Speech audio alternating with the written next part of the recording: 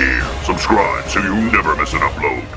Welcome to Dungeon Craft. I'm Professor Dungeon Master. Today we're taking a look at Vast Grimm, which is a sci-fi version of Mörkborg. My Swedish friends have informed me that is the correct way to pronounce it, Mörkborg. A couple of things about reviews, just so you know, I was not paid anything to do this review. I did not even receive a free contributor copy of the game. I just read the game and liked it. In case you've never seen Dungeon Craft, I only review games that I like. I think the RPG field is much smaller than the board game field, and there's a lot of crappy board games. So a channel like Dice Tower, I think, is doing the community a service. But the RPG field is a lot smaller, and I prefer to highlight things I like as opposed to tear down things I don't like.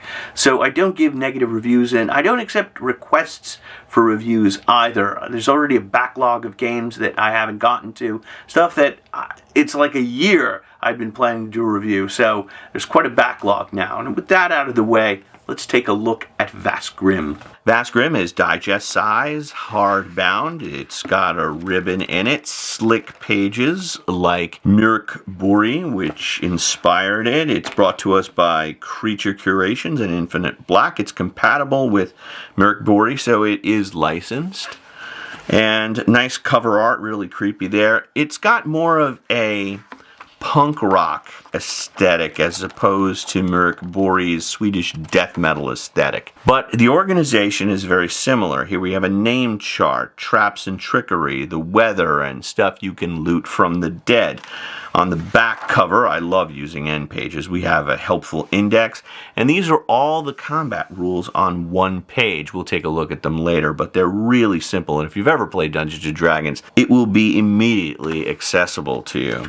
Vast Grimm was written by Brian Collin and Russ Brand, and it begins with the background of the universe. I'm going to see if I can do this justice. It is a decaying universe that has been infected by a parasitic alien virus called the Grimm. And the entire universe and all the civilizations and all the planets have been collapsing as they're slowly taken over by this virus. There are descriptions of different areas like the wastes of Kalar and the Bitter Void, Rings Eternal, the Hellmouth. So these are different locations, and we have some religious prophecies telling about the end of the universe, again like Mörkborg. Has very little time left, although there is a way you can go through a wormhole and go to an alternate universe, a parallel universe, if the players find it. So it's maybe not quite as grim. Character creation. You can either randomly roll a character or select a class. Classes include the Manchine, they're cyborgs, soul survivors, the lost technomaniac, twisted biochemist, and each of these classes is pretty much what they say they are. The biochemist can make up random drugs. The treacherous merc, you are a total bastard. You generally only think of yourself, and anyone that stands against you deserves what they get. It's pretty much every fantasy role-playing character. But the emo bot, these are androids, and each class has different hit points, different random background, and different random skills. There are 4 abilities: agility, presence, strength, and toughness. They're scored 3 to 18. 13 gets you +1. 15 to 16 +2. 17 gets you +3. That's a little more than basic D&D. Hit points. Characters start with 5 to 10. When you go to negative hit points, you are dead. If you hit 0 exactly, you are broken, and you might lose an eye or die hemorrhaging.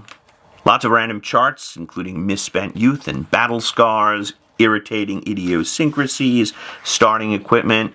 In that regard, it's very old school, where we got just a ton of charts to randomize your characters, so no two are the same. Here are the weapons, and they're what you might expect: double-sided bang stick, blaster, semi-automatic, and my favorite, the energy sword. They've got the sun sword from Thundar. Neuromancy are essentially computer programs that work like spells. Improvement: when you level up, you roll against your hit points. If you get equal to or greater than your current maximum hit points, you can increase your hit points by D6. Same thing with your ability scores, you roll against them to improve them slightly. Combat and tests, this is everything. I love this. By the way, if I haven't mentioned it, it's got a great pink ribbon here, right? So, very simple initiative. It's group initiative. Roll a D6. On a 1 to 3, the enemies go. 4 to 6, your legion goes first. Tests are against a D20. The most common tested number is 12. That's what you're always rolling against. So melee test is strength 12, ranged is presence 12, defense is agility 12. Vast Grimm is a player-facing combat game, so the Game Master does not roll to attack the players, they roll to defend themselves. If you roll a natural 20, you score double damage. On a fumble, your weapon could be dropped, malfunctions, or is lost completely. And that's it. Not a whole lot to argue over there. There is a morale and reaction system similar to old school games. Pharmaceuticals are drugs your characters can take. Tributes are essentially spells. Becoming the Grimm. Once you're infected with the Grimm, you roll to see what kind of worm you're infected with. It could infect your blood or brain, heart, gut, spine. And every day you have to make a toughness test. If you fail, you have a debilitating parasitic pain, like weaken the knees, reduce your strength by 2. And once you've experienced all these pains, you will have parasitic pleasures, which could give you something like extra strength. Maybe you're lucky and the worm burrows through your belly button and leaves you. But the most likely outcome is you become one of the Grimm, a monster controlled by the Game Master, and you have to roll up a new character. But they're all really disgusting and disturbing. Just the idea of a gut worm is fantastic. The Doomed Legion. So you can be part of a legion. It's sort of like Space Marines, only they're down on their luck, out of equipment Space Marines. The concept is your legion or your group or your war band is traveling around the universe to abandon ships and satellites and planets, trying to scavenge whatever you can. Monsters include mutated Earth animals, astro zombies, big worms, and other really weird, gross stuff. I do love the stat blocks. Hit points 55, this is the type of attack it makes, this is the damage it does. The Grimm. So, this is what the Grimm looks like. They've got like these bioluminescent blue eyes with veins of iridescent pink. And the Grimm can infect animals and humans alike. So you kind of know when they're coming and when you're surrounded by them. And then we have Death Aboard the Conundrum, which is an introductory adventure. So the concept is the Conundrum is this floating spaceship and the players are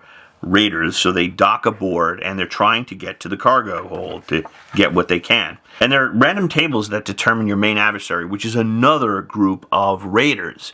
In addition to that, there are also monsters like burp sacks. Burp sacks contain small multi-petal creatures called bugs who spread themselves across the galaxy via disgusting leathery sacks. So in other words, it's like aliens. So this is the type of adventure I like, where you take aliens and zombies and a little bit of the thing, throw some space raiders in, and have the players face off against them in different locations. It's an adventure that is infinitely replayable, and I love that. I also love the descriptions. Lab, clean, organized, intense rubbing alcohol odor. And we've got which random encounters could be there, and also descriptions of the exits, which I think are really important in games. This is the kind of adventure I love. It's a bunch of random charts and locations in an enclosed area, and the story is driven really by the players and their actions as opposed to box text or checkpoints. Adventure sparks. These are great. There are 50 of them.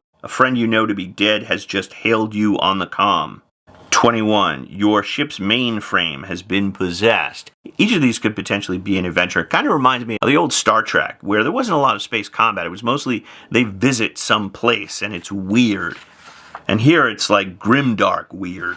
This awesome page generates random adventures. Places for the characters to explore, what might be wandering there, what dwells in the area now, and some sample rooms. I love it. There are thousands of adventure combinations here, all on facing pages. An hour before game time, I can toss a bunch of dice and come up with a scenario. Overall, Vast Grimm is smartly written, very lean, mean, not a wasted word. It's super accessible for anyone that's ever played Dungeons & Dragons. If you like Mörkborg, you'll probably like it. And if you don't, you'll probably want to take a pass. But I like it, and I wouldn't mind playing this as a player. I like survival horror, and that's what this is. It's grimdark sci-fi survival horror. So Vast Grimm gets the thumbs up from me. Vast Grimm is available at the links below, as are my own games, Deathbringer and Eldritch Hack, as well as links to Dungeon Craft Facebook and Patreon. Thanks so much for watching. I'll see you soon. May all your rolls be 20s.